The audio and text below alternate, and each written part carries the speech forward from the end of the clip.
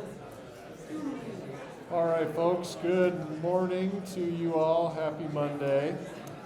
We're going to dive right in with the two topics I said we didn't quite get to in chapter 14, and we're going to spend literally like 2 minutes on each of them.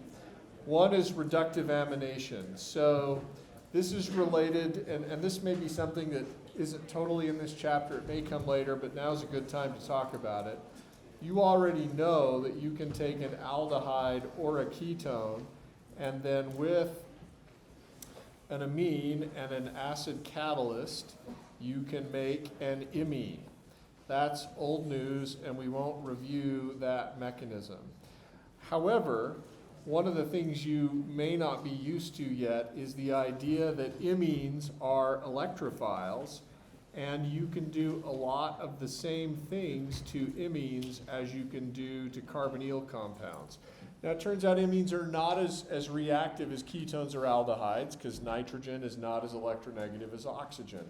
However, you can deliver reducing reagents to imines, and that's the one example we're going to do of using imines as electrophiles. That is, you could use something like sodium borohydride in some protic solvent, because remember, sodium borohydride is not as reactive as lithium aluminum hydride.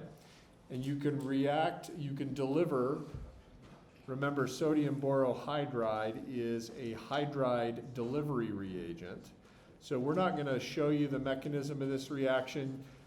You could figure it out on your own if you wanted to. BH4- would deliver a hydride to the carbonyl carbon. You get a tetrahedral intermediate, which would pick up a proton from the solvent. In the end, what you've got is, and I'll show you in red, this is the hydrogen that gets delivered from the hydride delivery reagent. And then your imine becomes an amine. This is the hydrogen that got delivered as a nucleophile from your sodium borohydride delivery reagent, and this is a hydrogen that got added from solvent.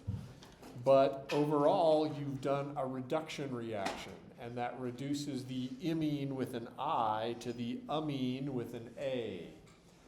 This is one of the most convenient ways for making amino compounds. It works in ways that a traditional, say, SN2 reaction between an amine and an alkyl halide doesn't work that well. We won't go into all of those details, but you will see this reaction again a couple of times in the future, and just keep it in mind. You don't need to necessarily put a whole new place in your brain for it, because if you already know how to make an imine and you already know what to do with things like hydride delivery reagents, then to get from the imine with an I to the amine with an A is not such a big jump. Okay? Questions about that? Okay, that was 3 minutes instead of 2, but that's okay. The next thing that you spent a little bit of time in chapter 14 on is called the Wittig reaction. This doesn't fit that well into chapter 14. The only reason it's there is because the starting material is an aldehyde or a ketone. The reason that it's in this chapter is because this is a Nobel Prize winning reaction. The prize was awarded for this reaction in 1979. The Wittig is pronounced with the German W, so we pronounce it like a V. Don't say Wittig, or chemists aren't going to know what you're talking about. If you want to, do it passive-aggressively and see how I react. I'll probably twitch just a little bit. Anyway, the starting material is an aldehyde or a ketone. I'm going to give you the example with the aldehyde. I'll leave it to you to understand that you can do this with ketones. And as with all of the reactions we've done in chapter 14, the aldehyde or ketone is going to be the electrophile. And then the other partner is called sometimes the Wittig reagent, and it is also sometimes called the ylide. And this is an unusual molecule, and this is why this part of the reaction is kind of difficult. I'll draw the Wittig reagent or ylide. You can draw in a couple of different ways. pH stands for phenyl, that's a benzene ring. That is a phosphorus that the 3 phenyl groups are attached to. And on the adjacent carbon, you've got a negatively charged carbon. A reagent like this that has a negative charge on an adjacent carbon where there's a positive charge is called an ylid. That's what that means. Some people do not want to draw the Wittig reagent or ylid with that positive or negative charge, so they will take advantage of the fact that phosphorus can have more than 4 bonds because it's from the 3rd row of the periodic table. And they will actually draw a resonance structure for this ylid reagent like this. You need to be okay with both options. Just to be clear, there's a hydrogen here. We'll put the negative charge on that carbon. So either of those representations is the ylid, is the Wittig reagent. We'll say just a minute about how you make that Wittig reagent in a moment, but when you add the 2 together and do the Wittig reaction, something interesting happens. In place of the carbon-oxygen bond, you make a carbon-oxygen sigma and pi bond. You make a new carbon-carbon and carbon-oxygen pi bonds. I'm just going to illustrate the carbonyl carbon in blue and then the negatively charged carbon of the ylid in purple.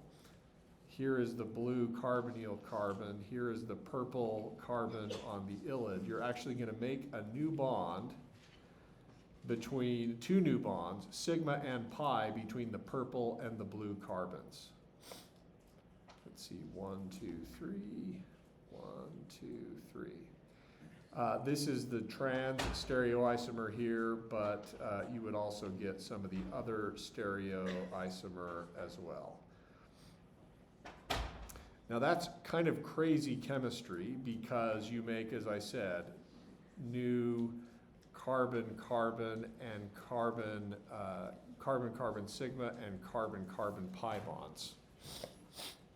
The mechanism of this reaction is known. You can look it up if you want to. If you want to know more about it, you can come talk to me about it. We don't have time to talk about the mechanism, so we're just going to ignore it. Understand, though, that you could pretty well get started as the purple purple ylid Wittig reagent negatively charged carbon acts as the nucleophile and attacks the carbonyl carbon. Go ahead. So with your product, is it a racemic mixture or is there a major and a minor product? So with your product here, I said this one, the trans stereoisomer, and then presumably the other cis stereoisomer. Which one is major or minor? We won't worry about that. You'd expect both. And yeah, so we're going to just sort of keep that ambiguous. You would predict that trans would be the major. Yes? Can any R group be attached to the Wittig reagent, or does it have to be the ethyl group? Does it have to be an ethyl group? No, it can be a lot of other things. I'll say something about that in just a little bit. The other piece of the puzzle here that we're not seeing is that the phosphorus ends up bonded to the oxygen. You end up making a new phosphorus oxygen sigma bond and a new phosphorus oxygen pi bond. And it turns out those are very strong, and that provides the strong downhill driving force for the reaction to happen. So in a way, this is a sort of swappy Lego reaction. The purple and the blue end up bonded to each other, and then the orange and the yellow end up bonding to each other. So it's sort of an interchange, but the driving force for it to happen is the formation of these really strong phosphorus-oxygen bonds. Okay, so you can think of this is useful synthetically. You can think of this as a way to make alkenes now, and sometimes your book takes you through some interesting decisions that you have to make. For example, if I were making this molecule, oops, let's see, if I wanted to make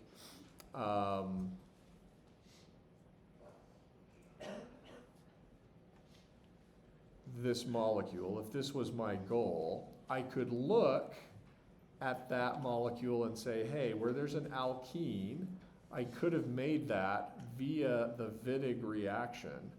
And if I'm thinking retrosynthetically, I've got a couple of different possibilities.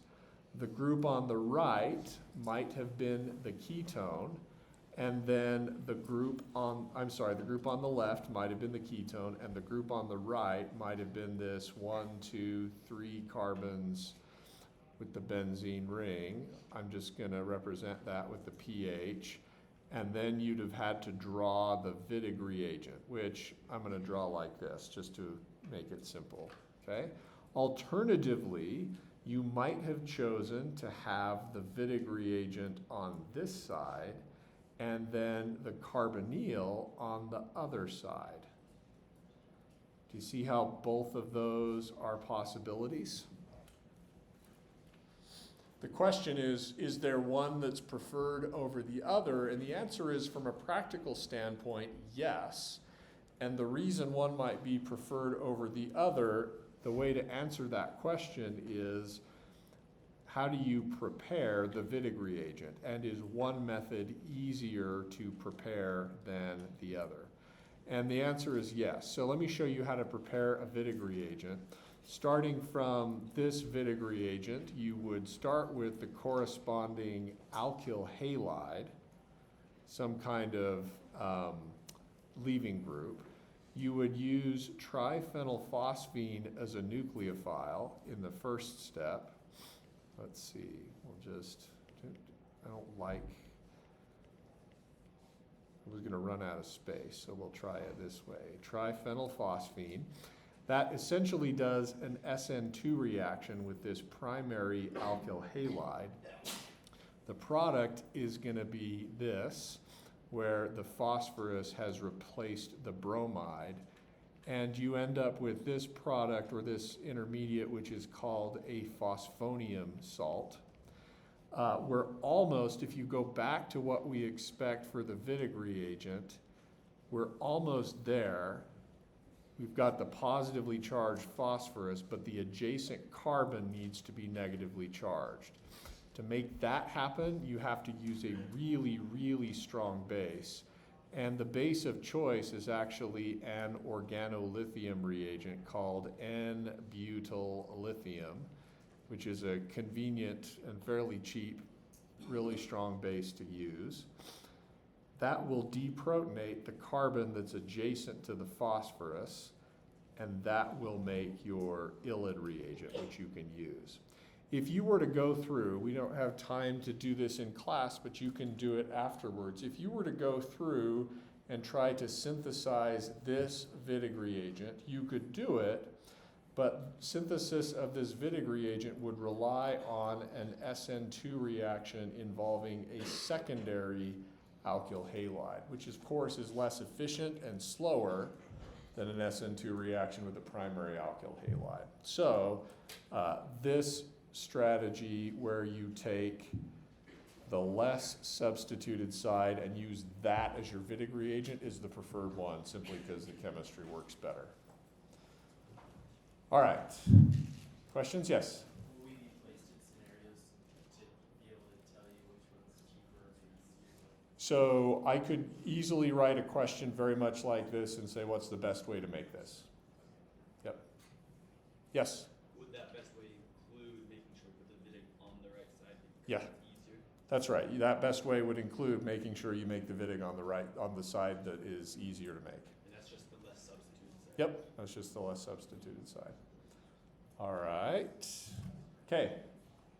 So that concludes chapter 14. Now, chapter 15 is a review of a lot of acid-base stuff that you learned in 351. Some of you were rusty on that. This is your chance to review. And what we talk about here is going to be useful, again, in defining what's a good leaving group, and also in how we think about biomolecules, okay? So also sort of crammed into chapter 15 is a little bit on nitriles as reagents and electrophiles. We will talk about that briefly. We will not do any mechanisms with nitriles, but I want you to know enough about the reactions that you can do with nitriles that later things on in the course aren't going to be a huge problem for you. But let's start with a review of acid-base chemistry. Recall that the lower pKa number means the conjugate means the acid is a stronger acid, and recall that we rationalize the strength of an acid based on the stability of the conjugate base, which means that you can use information about the acid to get a sense for how reactive the conjugate base is, and that is one way that pKa information is really useful. The next way that pKa information is useful is to predict the protonation state of biomolecules as a function of pH. This is maybe something that you haven't thought a lot about before, depending on when and from whom you took 351. But it's a topic that is absolutely critical for you to understand proteins and nucleic acids in biochemistry. It's also an interesting application of an equation you learned in general chemistry called the Henderson-Hasselbalch equation. Yeah, right? You're groaning. There's no math in this class. It's okay, there is a little bit of math, but if you can count, if you can divide by 2, and if you can do greater than, less than, you're pretty good to go, okay? So don't worry, we're not going to be calculating anything, but we're going to be using the Henderson-Hasselbalch equation to get an idea of whether we expect a group to have its proton or lose its proton as a function of pH. I'm not going to derive this equation for you. I used to do that, but I'm realizing that that's mostly self-indulgent because I like it, but none of you do. So we're just going to skip to the result. If you want to know more, I would be happy to derive it for you. And you can come talk to me about it. It takes like 2 minutes and you'd be like, oh, okay, that was boring. Why did I waste my time on that? So here is one form of the Henderson-Hasselbalch equation. And you've used this before, probably not in the context that we are going to use it today. You used this before in general chemistry to say, if I mix this acid with this conjugate base in this molar ratio, and the acid has this pKa, what is the pH of my solution, right? Isn't that what you did? Or if I want a solution with this pH, and I use this acid with this pKa, how much of the acid versus its conjugate base do I have to mix together? That's good if you want to make buffers with a prescribed and defined pH in a lab. People do this all the time. It is boring. Now there's a more important use of this equation, or I would call more important use of this equation, and that is to realize that in biology, and in the cell, you can think about the pH as constant or fixed. And you can think about the pKa of a given acid as also constant or fixed. And then if you compare those two numbers, it will tell you whether that particular acid exists in its majority conjugate acid form or in its majority conjugate base form, or perhaps 1-to-1. Let me show you an example of how to go through this. Imagine a horrible, large, complicated biomolecule, so complicated we're not even drawing all of the bonds, okay? And imagine there are groups branching off this large biomolecule, say an amino group, a carboxylic acid group, say, I'm making stuff up here, a thiol group, say an alcohol, maybe a related alcohol like this, okay? And suppose I ask you, what is the net charge, formal charge on this molecule at pH 7? Can you do it? Okay, if you took 351 from me, I made you do this before, so this won't be a surprise. If you didn't, you might have been asked to do this. You will certainly be asked to do this. This might be question number 1 on your exam. This is another question that people get wrong on an exam and that get wrong again on the final because they don't learn how to do it. So I'm giving you warning. I am evil, but I at least am obvious about my evil, okay? So how do you do this? Well, let's start with the carboxylic acid. You would go look up the pKa of that carboxylic acid. You would first have to recognize it as an acid and then look up its pKa. Now I will tell you that number because it's in my head. For you, it'll be on a table at the back of the exam, okay? I think even now you can go to the content page of Learning Suite and click on the PDF that says pKa, IR, and MR table for the exam, and you can see what that table will look like if you want to know what you're going to be looking at when you answer these kinds of questions. That pKa is 4. So we ask the question, at pH 7, compare the pKa 4 to pH of 7. That's a negative number, right? Are we okay on that? Okay. If we're not, we got to spend some more time on this. That's why I'm asking. Okay. Now, okay, I didn't tell you completely. You've got to know a little bit, just a small bit, about properties of logarithms. If this number is negative, what does that mean for this ratio here? Greater than 1 or less than 1? Less than 1. If this number is negative, the denominator is bigger than the numerator, right?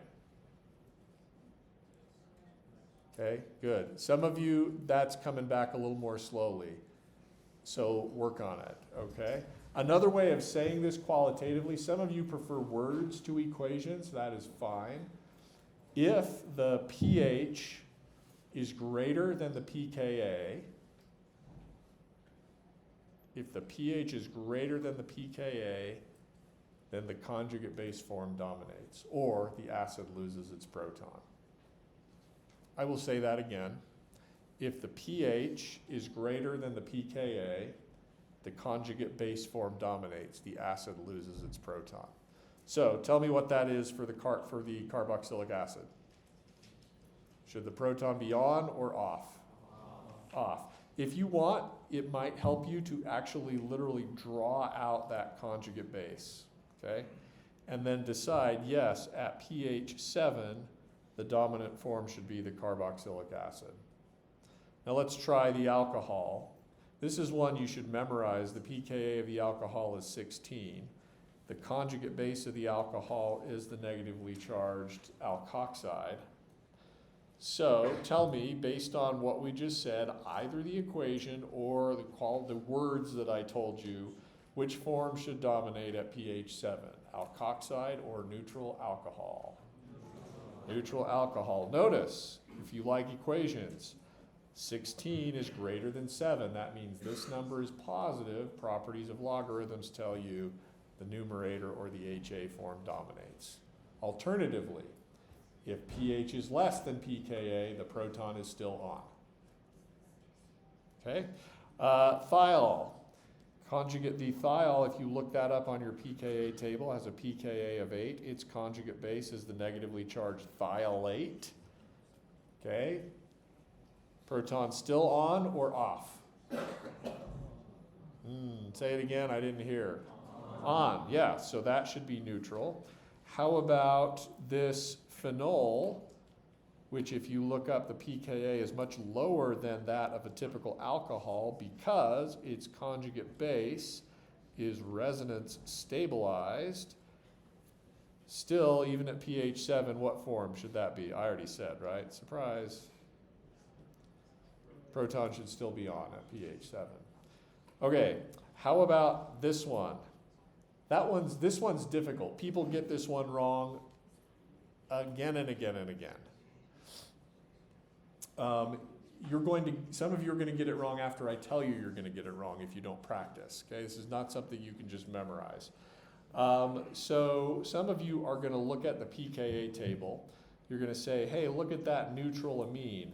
It has a conjugate base that is negatively charged, and the pKa is 38. And you're going to make the decision, yeah, that proton should still be on. And you're going to say that side chain is neutral at pH 7.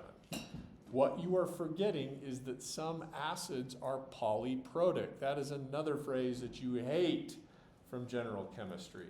That may be polyatomic ions, but I think polyprotic acids was even worse than that. What I mean by that is you are absolutely correct that this proton does not fall off at pH 7. What you are forgetting is that the neutral amine has a positive, and this would be on the pKa table, but if you're not looking for it, you'll miss it. The neutral amine has a positively charged ammonium conjugate acid, and that pKa is 11.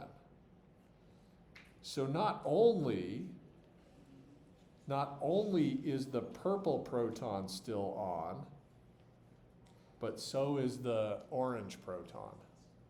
See what I'm saying? At physiological pH, the neutral amine actually should be in its positively charged ammonium form.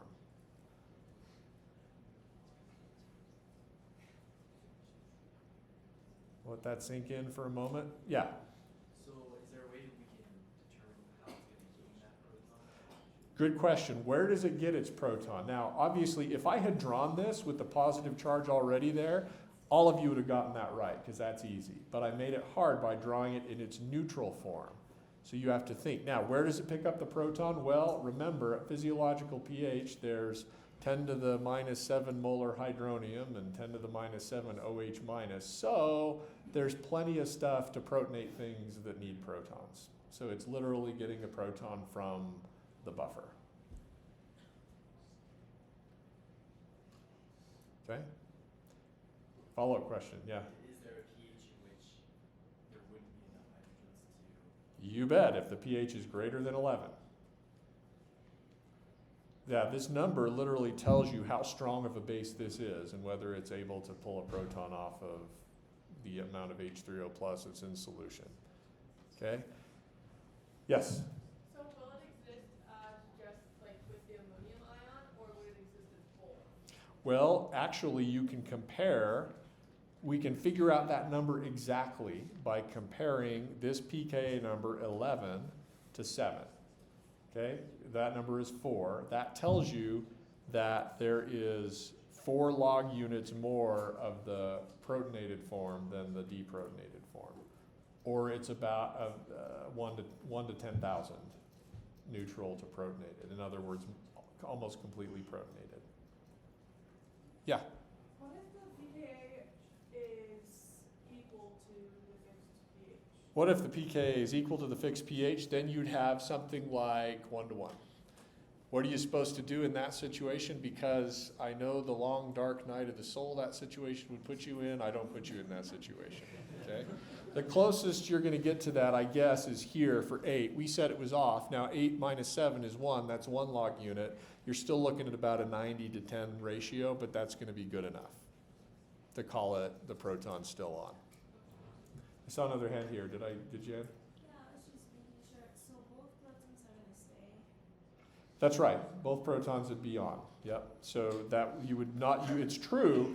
Your conclusion, hey, that proton's still on, is yes. There is 0.000% of the anion, but there's also almost 0% of the neutral molecule. A couple other challenging ones. These are all amino acid side chains, by the way. So if you're good at this now, that's going to help you in biochemistry. There's another one called imidazole. This is a functional group called imidazole, and if you look up the pKa, it has a conjugate acid that's positively charged called imidazolium. That's a fun word to say. The pKa of imidazolium, this positively charged proton, is 6. So you tell me at physiological pH, what's the dominant form? At pH 7, what's the dominant form?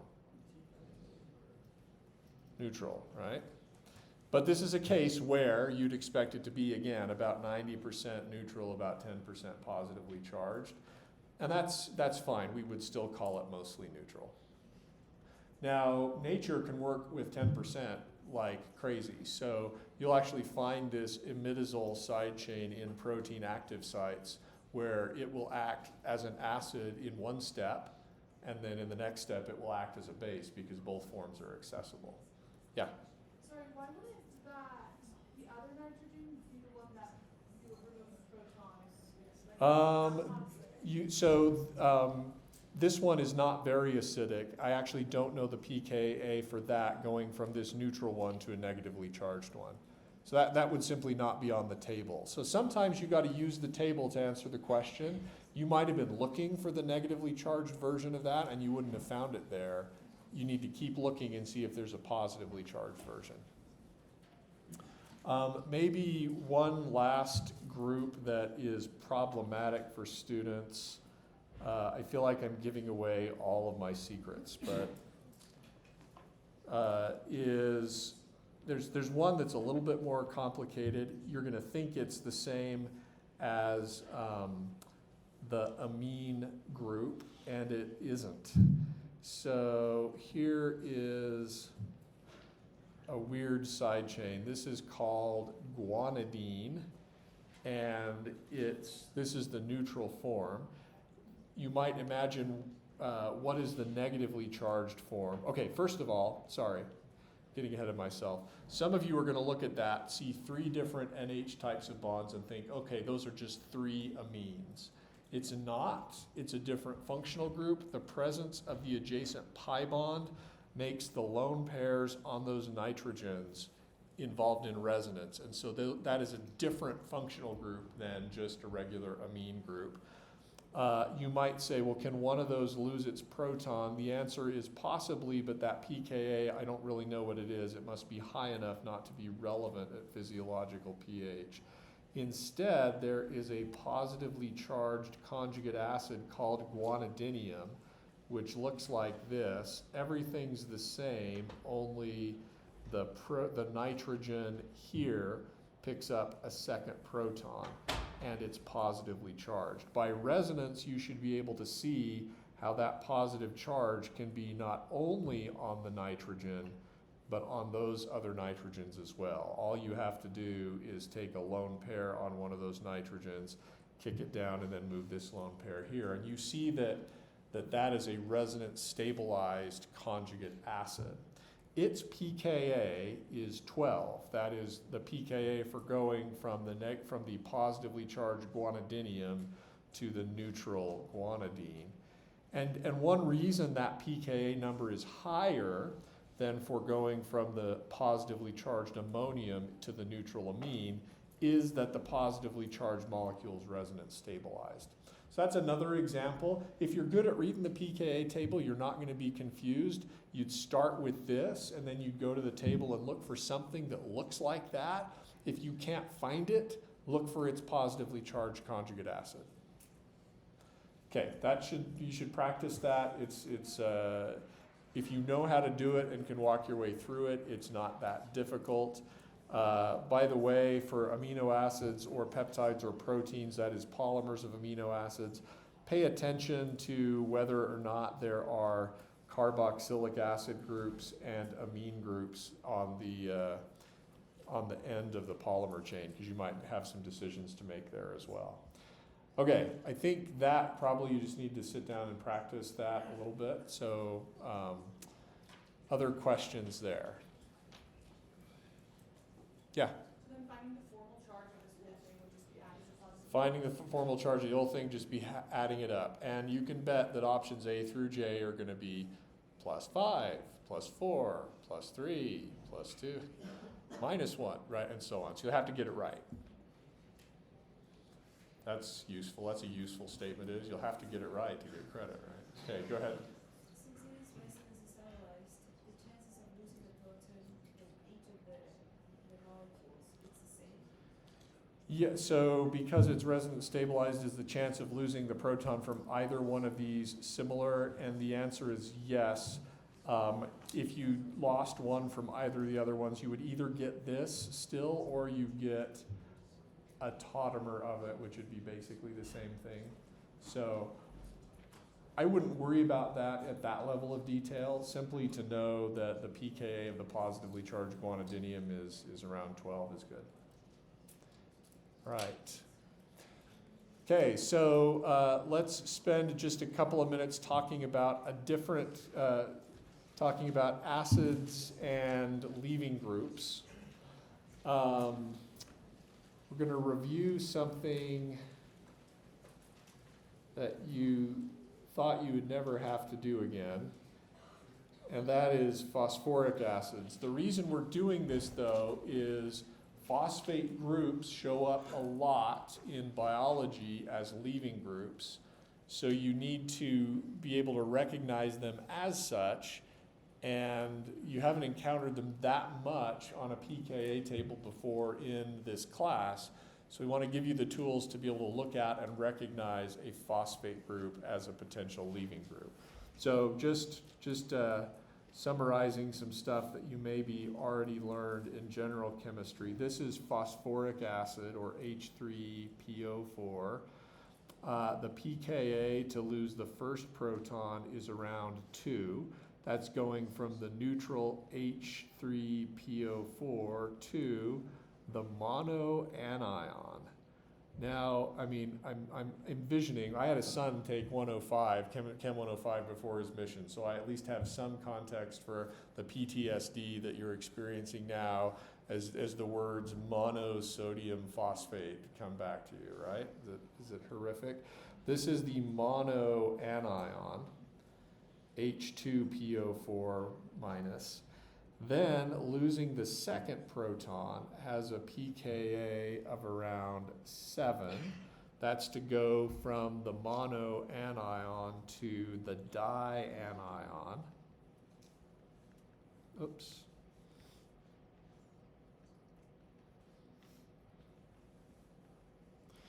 And then the last proton, losing the final proton, has a pKa of around 12.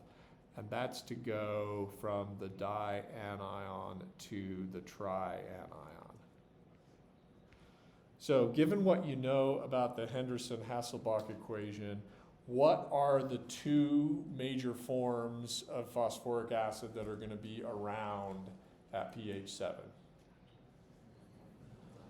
Just the monoanion and the dianion, right? You don't expect to see the fully protonated species. You also don't expect to see the fully deprotonated species. And this is a situation where it's basically going to be pretty close to 1-to-1. Meaning, if you want to draw a structure of a biomolecule with a phosphate on it, there are probably going to be two legitimate ways you can draw that structure. You can draw it either as the dianion or the monoanion. And either of them is fine because either of them is reasonable at physiological pH. The second thing I want you to pay attention to is the idea that the monoanion and the dianion are decent leaving groups. We talked before about how in terms of reactivity for carbonyl compounds, we were ranking them in terms of the identity of the leaving group and or the electrophilicity of the carbonyl carbon. And recall that we put at the top of our list things that either have really decent leaving groups, such as acid chlorides and anhydrides, and we also included thioesters. And then also in category number 1, super reactive, we also had aldehydes and ketones. We've just come off chapter 14 where those were the electrophiles. Recall that aldehydes and ketones lack good leaving groups, but because this Y group on the carbonyl carbon is a poor electron donor for the ketone and the aldehyde, no lone pairs to donate electrons, the carbonyl carbon is electron poor, so those are still very highly reactive. But let's focus on the ones that are that have leaving groups attached. We can write the leaving group, the chloride, the carboxylate, the thiolate. Then we can draw the conjugate acid and remember it's pKa. For the chloride, the conjugate acid is HCl, pKa minus 7. For the carboxylate, the conjugate acid is acetic acid, pKa 4. For the thioester, the leaving group is thiolate. The conjugate acid is thiol, pKa around 8. And you can use pKa's of the conjugate acid of the leaving group to even rank these carbonyl compounds in terms of reactivity. You'd say that the acid chloride was more reactive than the thioester, right? Okay, all that sort of a review. Now we're going to introduce a couple of variations on carbonyl compounds using the phosphate groups as potential leaving groups to have an idea of what we might expect, okay? So let's just imagine we take a carbonyl carbon and we attach it to a phosphate group. Now I'm choosing to draw the dianion. I could just as easily have chosen the monoanion. At physiological pH, it's 1 to 1. We're going to think of them as two equivalent examples of the same thing. For convenience sake, I'm going to draw that. Okay? This type of functional group is called an acyl phosphate. And you can choose to, maybe for our purposes, it will make sense to draw it as the monoanion. Let's draw what the leaving group is. That would be the dianion. And its conjugate acid is the monoanion, which I'm not going to redraw because I've drawn it above. And the pKa of that conjugate acid is around 7. So that means that this leaving group is at least as good of a leaving group as the thiolate, which means the acyl phosphate is at least as reactive as a thioester. So we're going to see that again and again in organic chemistry and biochemistry. We'll see that acyl phosphates are interchangeable with thioesters in terms of reactivity. We're going to see that we can do the same kinds of reactions with acyl phosphates that we can do with thioesters. And there's other types of acyl phosphates as well. If I instead replace that OH group on the one side of the phosphate with something else, at this stage I'm going to call it an OR group, where R is something huge that you don't want to know about yet. It's still going to be essentially the same situation. A good leaving group, which leaves as the mono or dianion, which leaves, I guess, as the dianion, has a monoanion conjugate base with a pKa of 7. Essentially what I want you to get used to is looking at the phosphate and thinking, hey, that's a good leaving group. All right, questions about that?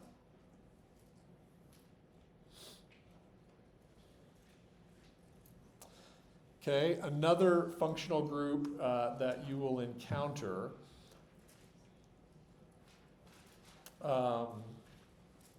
involving phosphates is the phosphoester. And here's an example of a phosphoester. So we just practiced last time drawing chairs, right? So here is glucose, and on the CH2OH group, we're going to put a phosphate group. And again, I could choose to draw this as the monoanion or the dianion. I will switch back and forth between those without even worrying about it and without any explanation. So just get used to it.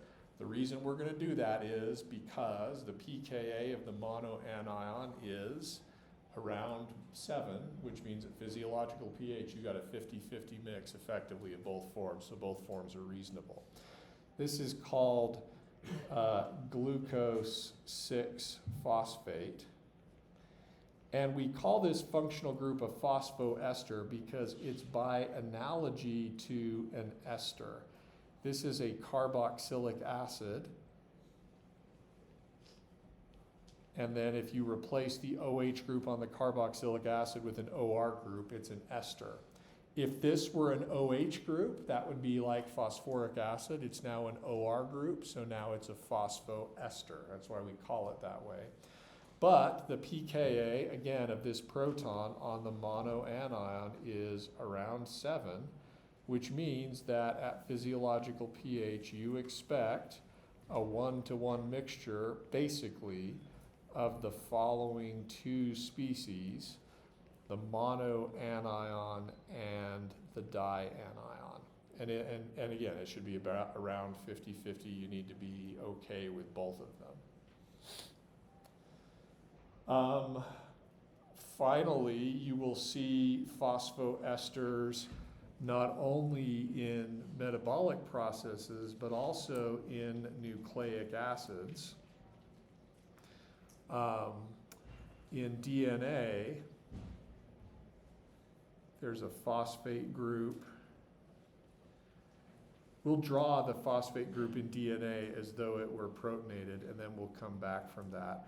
You don't want to see all of this, I think, but we'll do some of it anyway. A is for adenine, and what I'm drawing for you is the squiggly line here indicates something else. This is a ribose ring. This is a nucleobase that we'll get to later. And sure, here we go. We'll let this be guanine, and then the squiggly line represents something else, okay? This functional group here in the middle is called a phosphodiester because there are 2 OR groups on the phosphate instead of 1.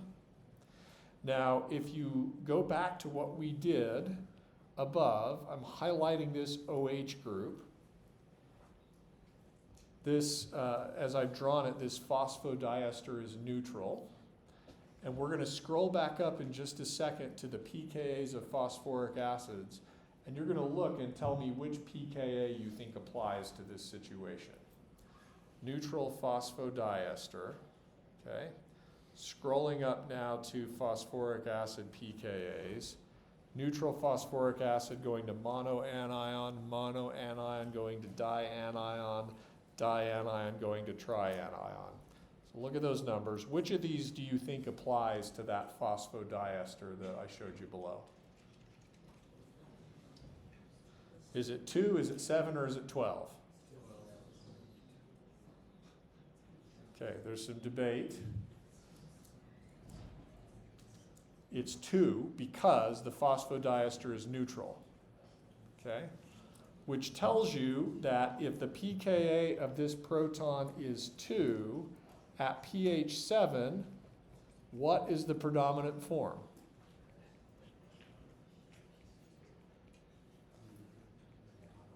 At pH 7, should the phosphodiester be neutral or negatively charged?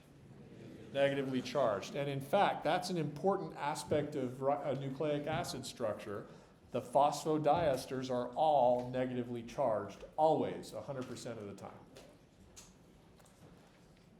Okay, that takes us through chapter 15, so next time we will begin 16. We will get to whatever we get to for 16, and whatever we don't get to, I will edit the exam accordingly. So, one quick word, you should have been starting on the problem set already. Do not wait on the problem set till the day before the exam. The problem set is designed to show you what you still don't know that you thought you knew. So get started on it and figure that stuff out. I will see you next time.